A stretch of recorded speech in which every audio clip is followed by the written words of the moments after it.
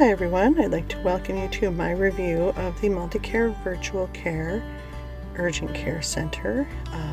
You can see the little app on my phone screen. That's just a screenshot, and you get that from the virtual store, like your app store, and or you can click the link on the MultiCare website, which is where I got it, but it still took me to my app store, so there you have it.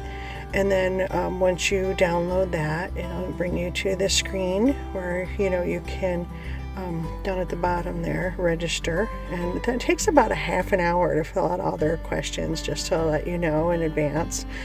And then you would request a visit. Now the customer service phone number is not on that request a visit page.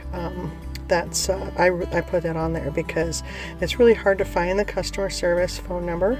This was actually my second visit. My first visit, they had accidentally put the prescriptions in the patient instructions, which I showed you here, and so I had to call that customer service number to have my prescriptions actually sent to the pharmacy. But they did it right away, and so I have excellent rating for their customer service phone number once you get it, which is why I'm providing it. And I looked up my doctor on the internet, and there she is. This is for my second visit, and both doctors were great, but she prescribed me an antibiotic that is really working great for me.